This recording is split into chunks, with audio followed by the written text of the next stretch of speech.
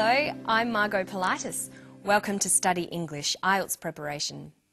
Today we have an environmental theme on Study English, but it's an environmental story with a difference. We find out about a new toilet system that has been developed to save the local environment in a Tasmanian park. We're going to be looking at how to talk about processes, so listen carefully to David Holman talk about his new environmentally friendly toilet. The liquid waste comes from the toilet behind me. There's a containment vessel for the solids. From the bottom of the solids you drain off the liquid and it comes down here, down this pipe. Okay, the pipe tips into this tipping bucket arrangement, and what this does is it fills up to a point and then it suddenly tips, and that will measure each time it tips, so we can calculate the amount of liquid effluent that's gone in. As that fills up, you can see the cowling material here will come in contact with the effluent. The air is drawn in through these holes and will actually direct the air in onto the surface of the water, through the wick and out through the top. Okay, so David was talking about how his toilet, the Enviro-loo, works. He was describing a process. Today we're going to look at the type of language you'll need to describe processes. We'll listen to David again. This time, listen out for the types of verbs he uses. The liquid waste comes from the toilet behind me. There's a containment vessel for the solids. From the bottom of the solids you drain off the liquid and it comes down here, down this pipe. Okay, the pipe tips into this tipping bucket arrangement, and what this does is it fills up to a point and then it suddenly tips, and that will measure each time it tips, so we can calculate the amount of liquid effluent that's gone in. David uses a variety of verbs and tenses, but mostly he uses the simple present tense. The simple present is often used to describe processes and procedures. Let's look at some examples. The liquid waste comes from the toilet behind me. Okay, the pipe tips into this tipping bucket arrangement, and what this does is it fills up to a point and then it suddenly tips. There's also another, more formal way of describing processes.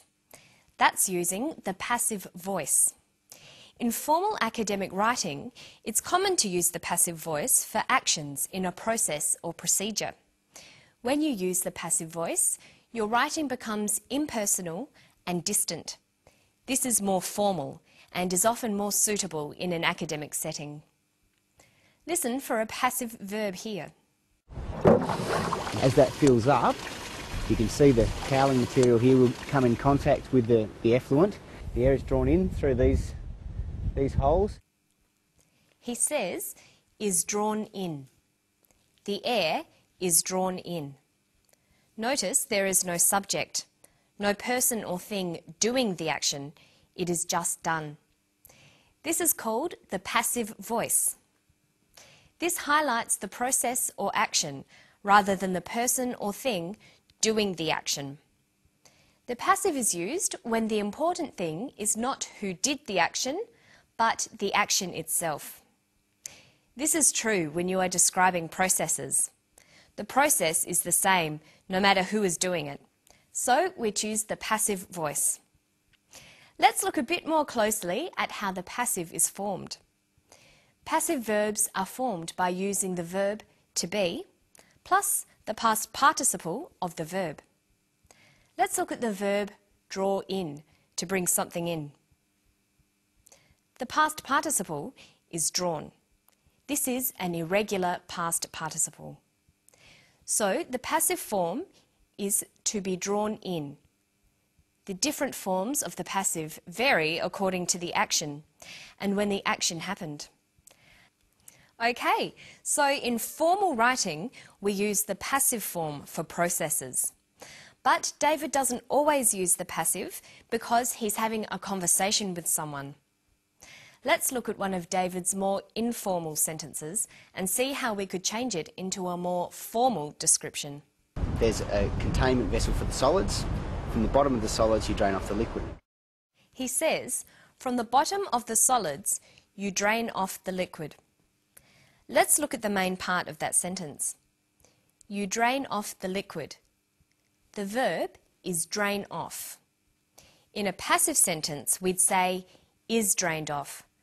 The past participle with the present tense form of to be. To form the passive, we also need to change the sentence around. Most English sentences use the active form. That's subject, verb, object. But in the passive, sentences begin with the object of the verb. Object, verb, subject. In this sentence, we know that drain off is the verb, you is the subject, and the liquid is the object. So, to form a passive sentence, we'll need to turn the sentence around into object, verb, subject. Notice that we add the word by. The liquid is drained off by you. But in a process, we don't need to include the agent of the verb, so it usually gets left out. Our new, more formal sentence reads, the liquid is drained off. So let's go back to that full sentence. From the bottom of the solids, you drain off the liquid. From the bottom of the solids, the liquid is drained off. Here's another one. And that will measure each time it tips, so we can calculate the amount of liquid effluent that's gone in. We can calculate the amount of liquid. The subject is we. This will be dropped in our passive sentence. The object is the amount of liquid. The verb is can calculate. Calculate has the past participle calculated. When there are auxiliary verbs like can, we use the infinitive form of the verb to be.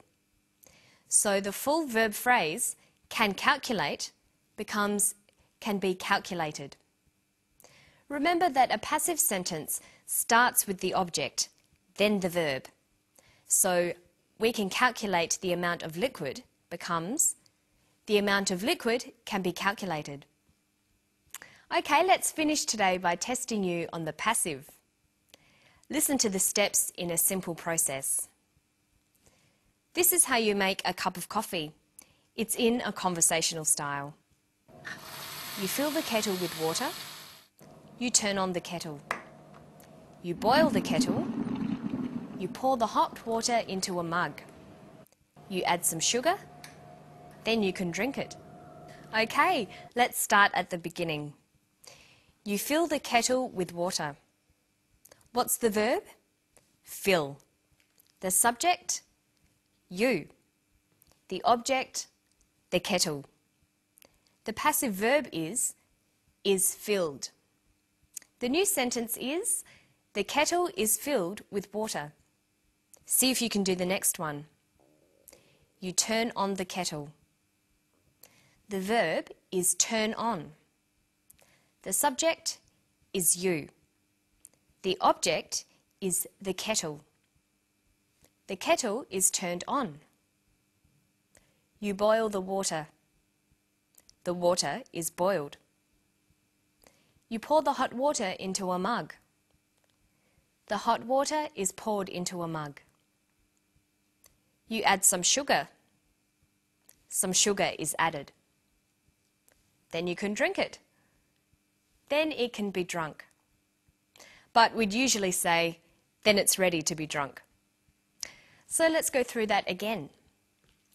The kettle is filled with water. The kettle is turned on. The water is boiled. The hot water is poured into a mug. Some sugar is added. Then it's ready to be drunk. And I think I'll go and make a cup of coffee right now. Don't forget to practice these active and passive sentences. And I'll see you next time for Study English. Bye.